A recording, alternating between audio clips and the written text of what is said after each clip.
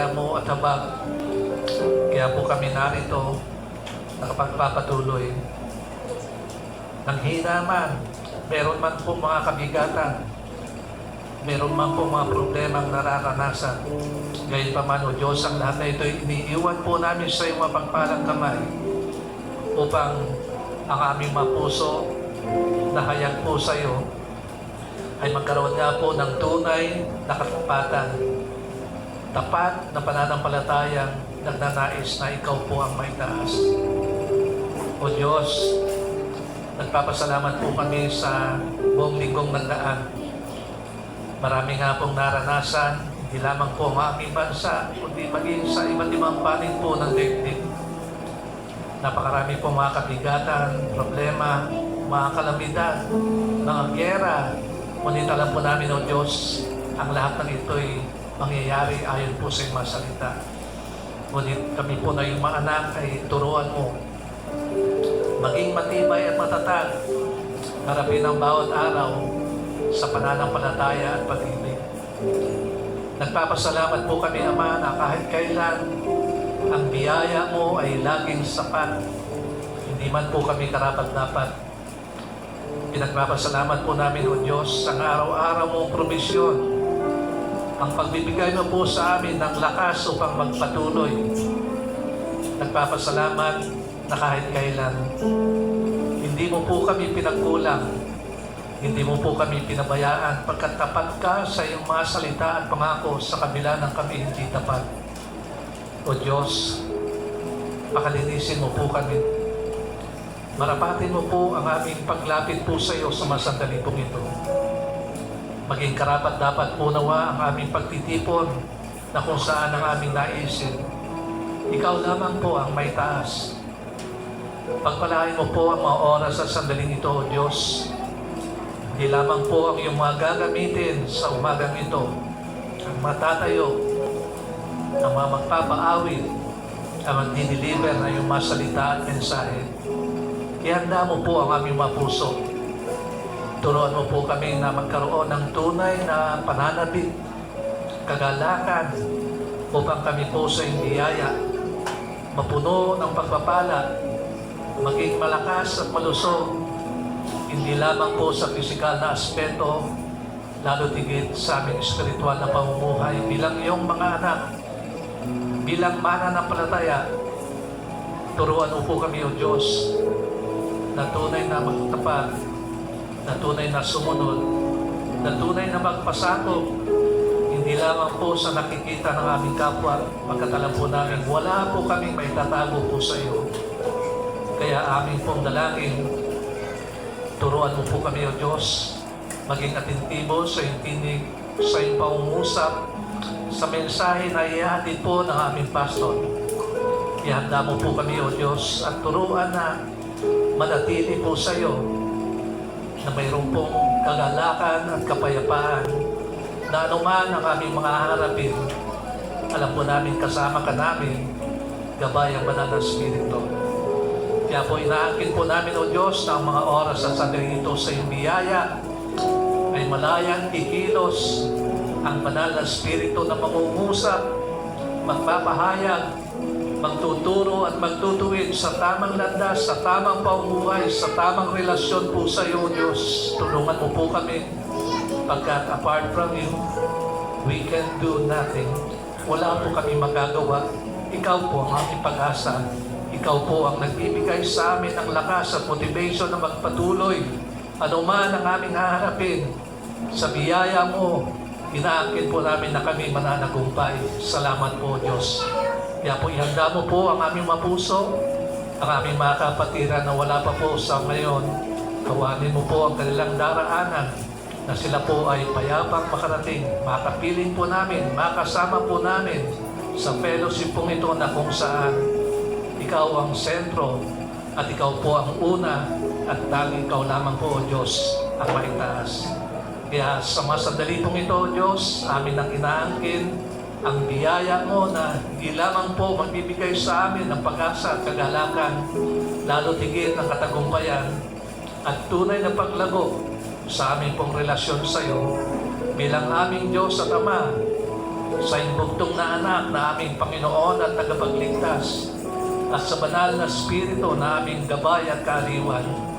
Muli po, pinupuri ka po namin, O Diyos, pinapasalamatan, sinasamba. Ang lahat ng ito ay sa pangalan po ng aming Panginoong Jesus. Amen.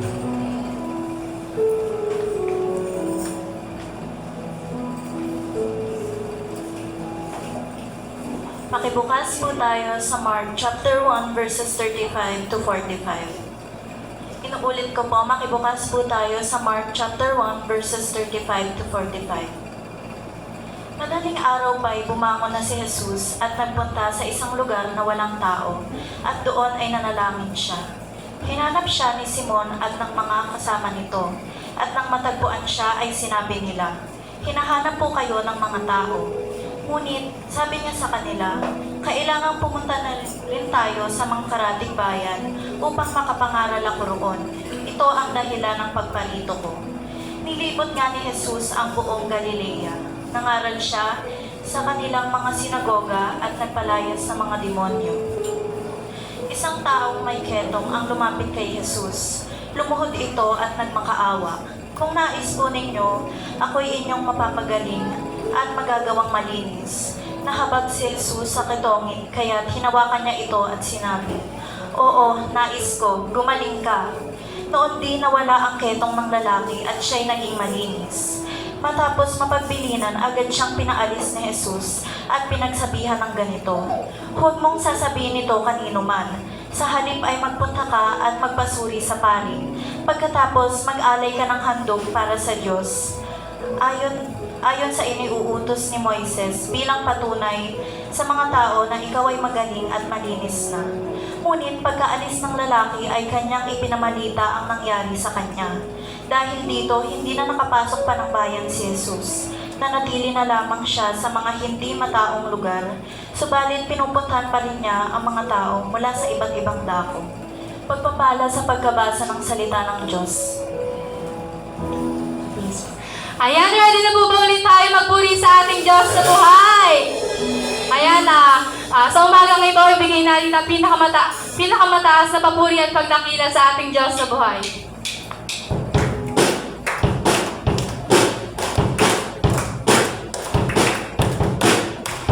All my life, all I know, God's been good, good to my soul. Mountains high, valleys low, I'm gonna sing wherever I go.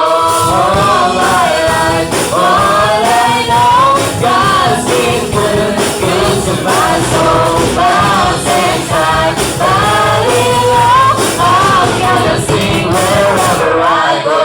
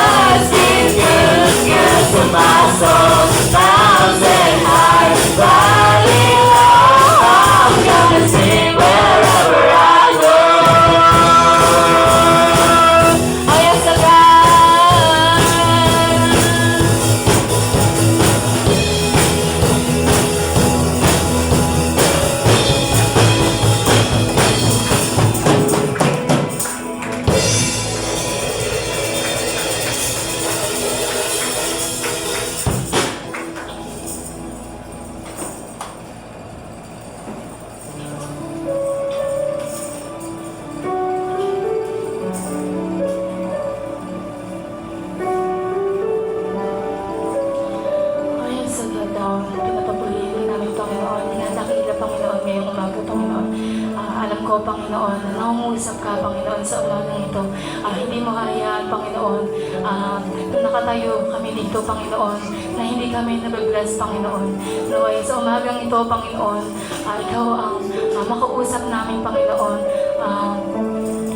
Hinahayaan namin, Panginoon, na ikaw lamang at ikaw, Panginoon, kikilos sa buhay namin ngayong umaga.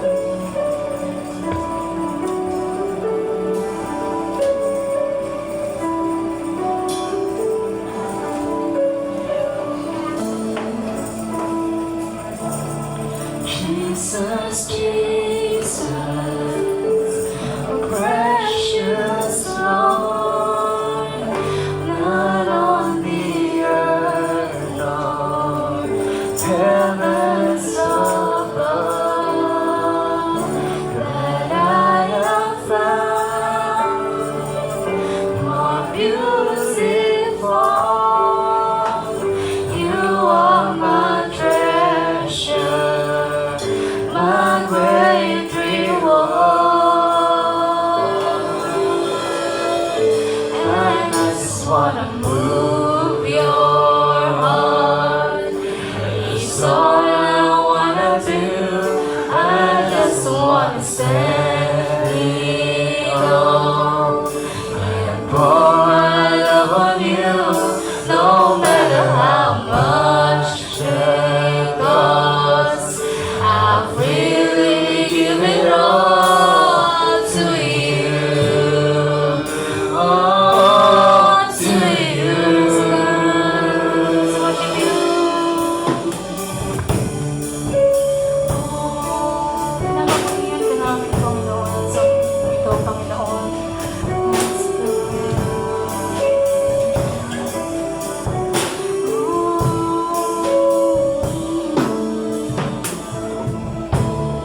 Jesus, Jesus, my offering,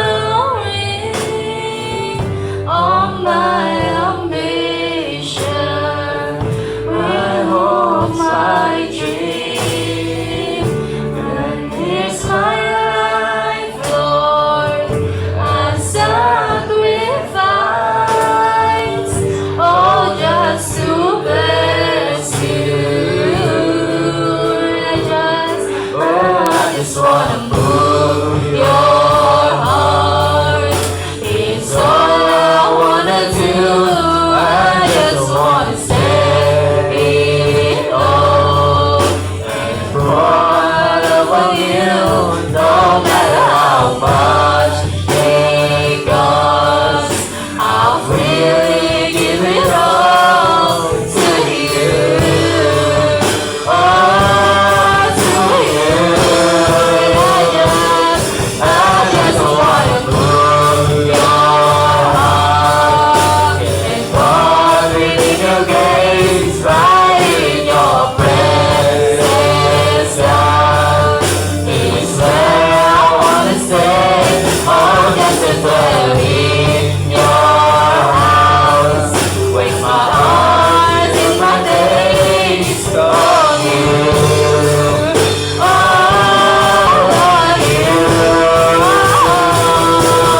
This is a fragrance,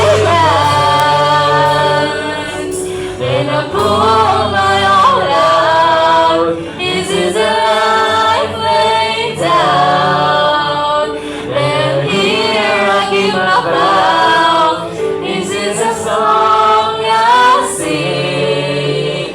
There is every melody. You tell me what moves you. Oh, this is worship of God. This is a song. This is a fragrance. And I pour my heart out. This is a life laid down. And here I give my vow. This is a song I sing. There is every melody.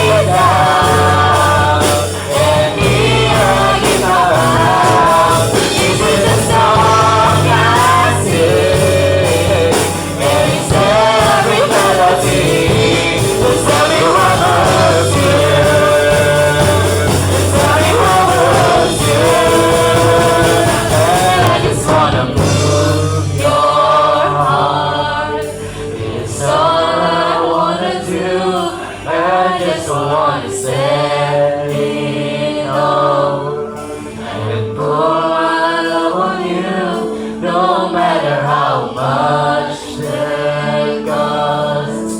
I'll freely give it all to you. Oh, to you. I just wanna prove your heart with Father in your gaze, right in your presence, God. It's where I wanna stay. Oh, yes, it's right in your house. With my heart on my knees, on you, on you.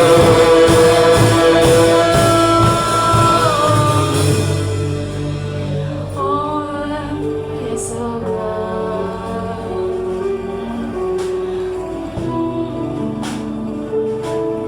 Well, let's sing this once again, Panginoon. Naniyaan ko po tayong lahat na awitin po muli ang ito po, this is a fragrance, Panginoon. Yes, oh God.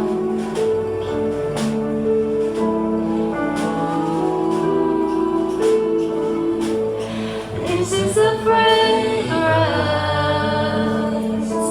that I pour my own love. This is a life laid down. Then here I give my breath. This is a song I sing. There is every melody. Just tell me what moves you. Just tell me what moves you.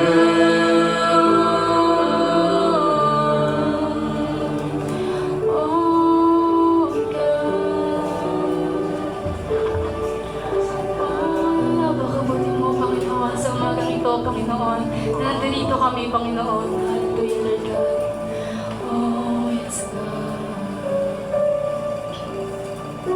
Yes, God. In the mighty name of Jesus, Panginoon, pinapaburihan ka namin na tinadakila, Panginoon, ngayong umagang ito, Panginoon. Panginoon, maraming salamat, Panginoon, dahil nandito kaming muli, Panginoon, upang papurihan ka, Panginoon. Napakabuti mo, Panginoon, sa aming buhay, Panginoon, dahil di mo kami hinahayaan, Panginoon, na mawala dito, Panginoon, sa service na ito, Panginoon. Alam ko, Panginoon, na kumikilos ka pa, Panginoon, ngayong umagang ito, Panginoon. Panginoon, I pray, Panginoon, sa mga wala pa po rito, Panginoon, naway hawiin niyo po ang kanilang daraanan, Panginoon, upang sabay-sabay namin, Panginoon, mapakinggan, Panginoon, ang magandang balita, Panginoon. And also, I pray, Panginoon, na luhuban niyo nga po, Panginoon, ang apat na sulok ng bahay-sambahan na ito, Panginoon, upang ikaw lamang ang mapapurihan at maitakila. And also, I pray, Panginoon, ang aming pastor na mag-share ng word mo, Panginoon, naway ma-share niya po sa amin ito, Panginoon, ng maayos, Panginoon. Alam ko, Panginoon, na mabibless kami, Panginoon, sa mga salita mong, Panginoon. Hallelujah, Panginoon. And also, Panginoon, alisin niyo po ang mga distraction, Panginoon, sa umagang ito. Naway, ikaw lamang ang mapapurihan at maitakilan namin. At naway, ang mga salita mo, Panginoon, at may sa buhay at may sa puso namin, Panginoon, sa pang-araw-araw naming buhay, Panginoon. Tinataas po kita, tinadakila, Panginoon, sa umagang ito. Ikaw lamang po ang mapapurihan, Panginoon. Inaangkin na po namin, Panginoon, ang katagumpayan ng service na ito, Panginoon. This is all I pray in Jesus' name. Amen.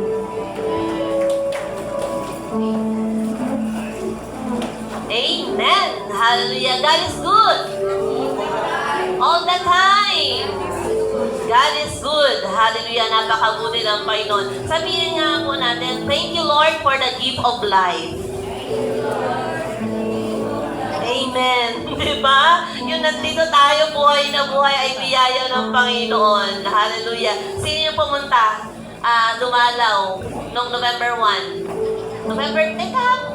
Kahapon lang. Kasi po, advance kami pumunta nung kaya kapang tagal na. Tapos yung iba ngayon po, pumupunta.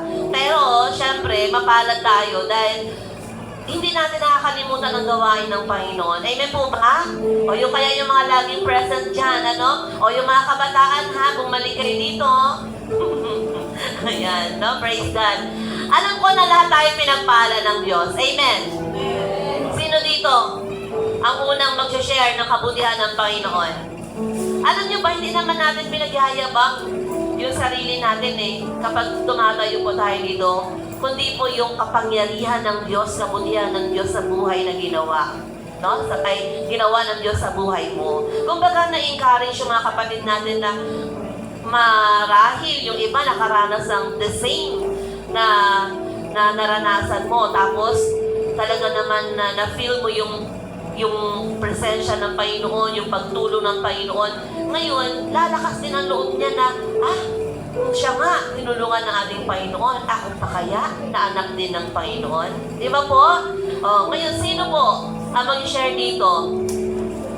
Si Brother Andong, di ba? Amen. Malakas po na muli sa ating Panginoon. Dito po? O dyan. Magandang hapon. Thank you.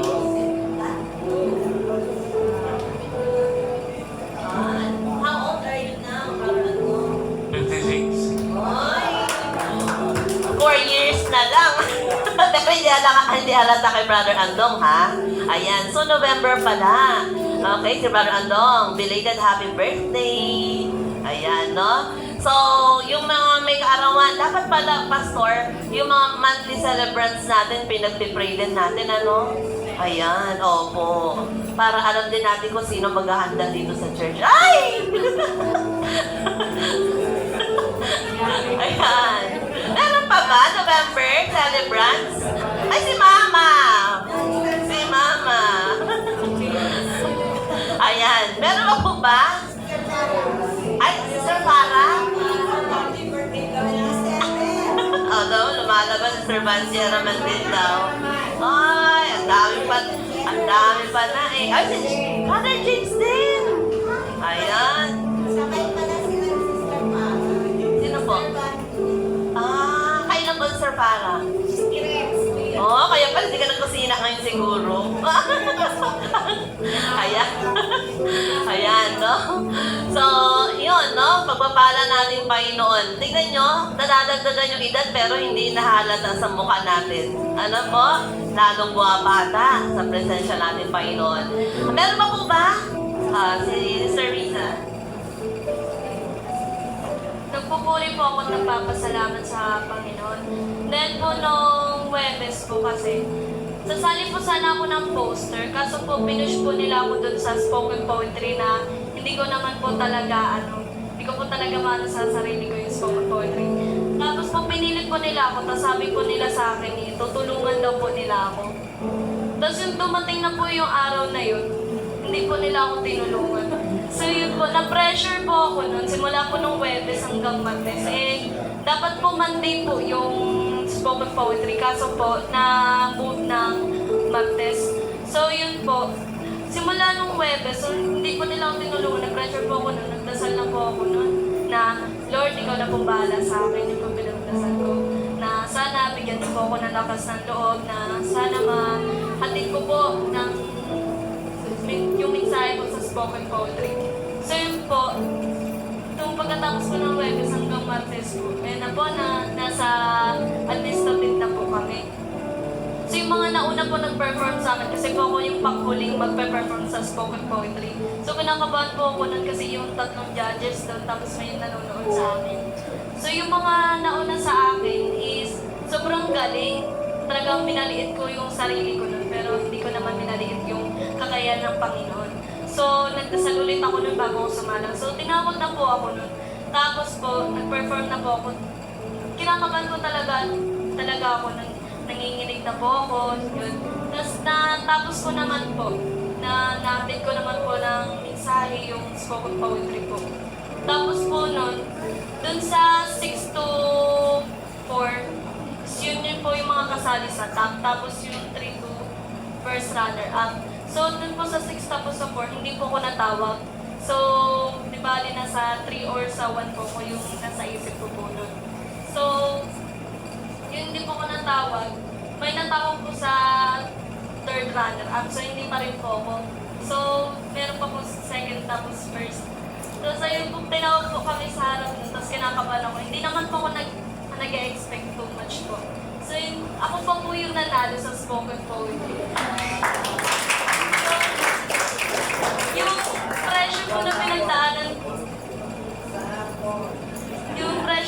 daanas ko po, worth it po yung pagdadasal ko po sa Panginoon.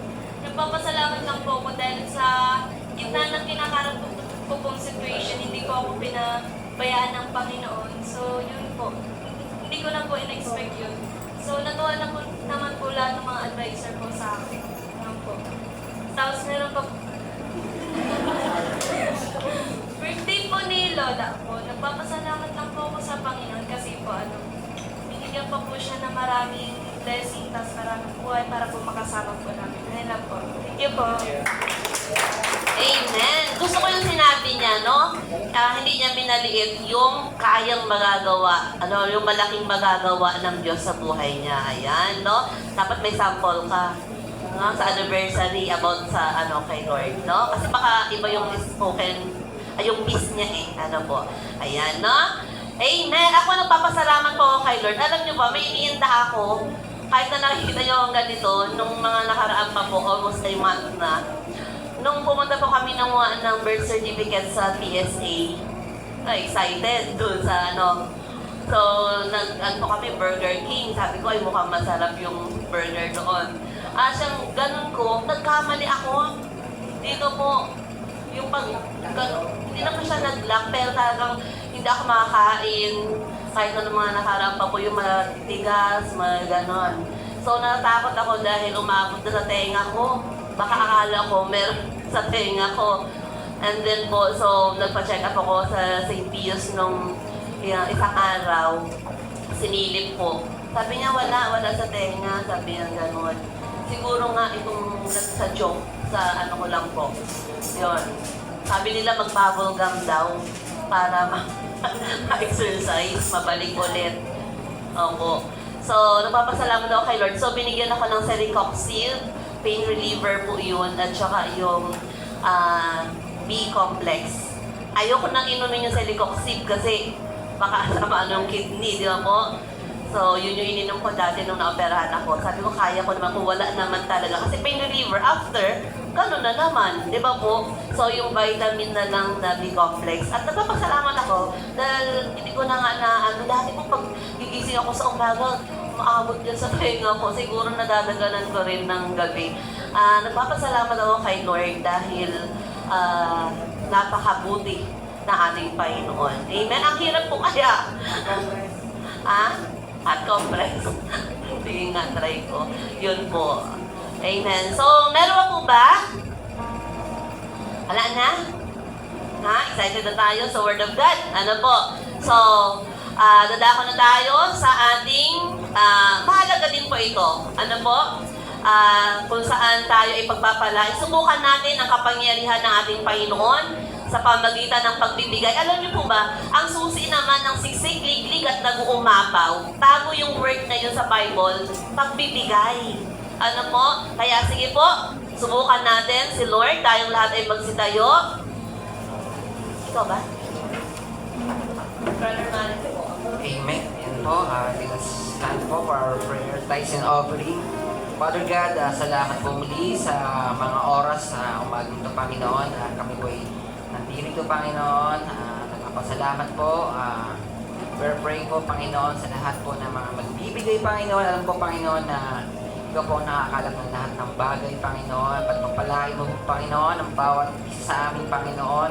Alam namin, Panginoon, pinagpala mo na kami. Pero, Lord God, sa mga oras na ito, lalo niyo pa kami pagpapalain, Panginoon. Kaya po, napakapalad ng mga magbibigay, Panginoon, ayon sa kanilang mga puso, Panginoon. And Lord, napasalamatan ka namin dahil ito, Panginoon, aming bibigay ay magagamit mo sa iyong mga ministeryo, Panginoon, pagpapalawag ng iyong mga sa mga tao, Panginoon, na mas lalo pa sila makakilala, makatulong, Panginoon, sa aming mga kapwa, Panginoon. Hindi lang po dito sa church, kundi sa lahat po sa dako ng lugar ng Sambales, Panginoon. Kaya Lord, Panginoon, gamitin mo ang church na ito, Panginoon, CCF, na makatulong ang bawat membro, Panginoon, sa ikaunlad ng aming sambahan or simbahan, Lord. Salamat po, binabalag ng mataas, mapulit pagsamba sa Panginoon Jesus. Amen.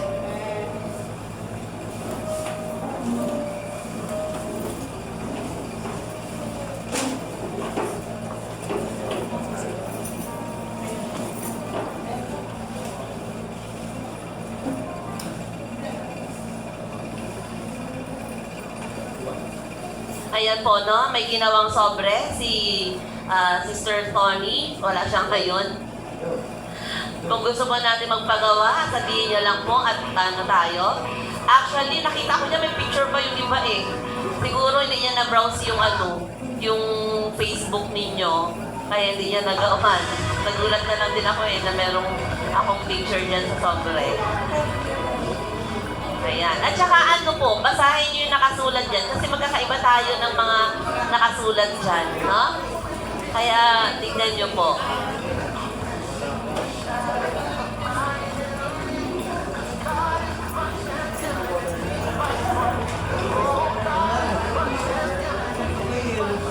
Alam niyo mga kabataan, hindi nangangahulugan na kabataan kayo eh, wala na kayong na magbigay kay Lord. Ano po, subukan nyo rin.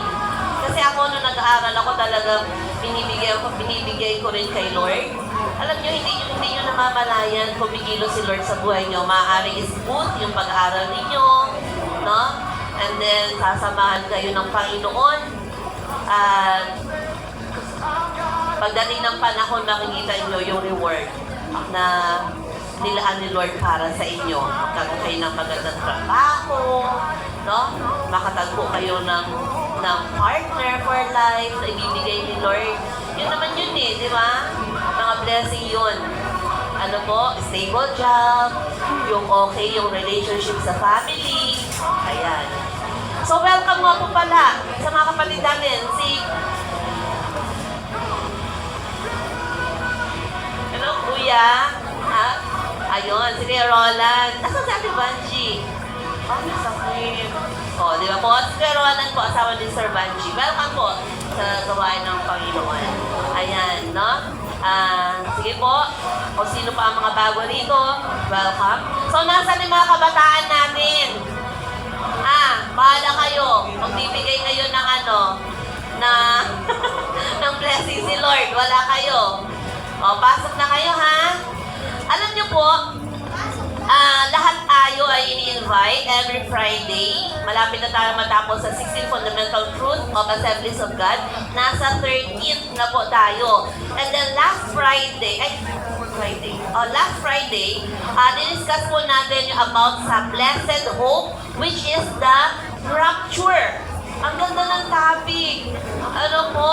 And then after the discussion, pwede kayong mag-raise ng mga questions, yung mga nasa isip ninyo na gusto nyong malaman at talaga naman na naliliwanagan tayo. Actually, matagal na naglilingkod kay Lord, pero marami pa rin akong hindi alam. Sa totoo lang. Ano po?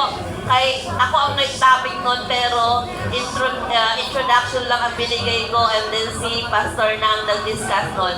Kasi ayaw ko naman na mag-discuss ng bali or what. Iba talaga yung nakapag-aral sa Bible School at yung maalam, no, sa biyaya ng Panginoon. At napakaganda po, no, about the rapture. Ano ba yun? Yun yung pagdagit. Ibig sabihin, caught up. Ibig sabihin, hindi mo na mararanasan yung hirap. Di ba po? Kasi mauuna yung rapture and then tribulation. Ano yung tribulation? Ibig sabihin, yan yung may mga antichrist na, yung tatak na 666. Di ba po? Imagine, nung COVID lang po, nung pandemic, halos buong mundo na. Di ba? Na-control. Kontrolado. No? As in, hindi na tayo makabili, kung walang gate pass, walang mga lahat po. O how much more pag dumating yung ganun na tribulation. Kaya po, diniscuss nun yung rapture. Sino ba ang mapapasama? Nobody knows kung kailan yun. Kaya always be ready. Yan ang sinasabi sa Bible din. Pero, syempre, nandito na tayo, nakakilala na tayo kay Lord. Huwag na natin sayangin yung every moment. Amen? Kaya mag-grow tayo sa pananampalataya. At sa next Friday, about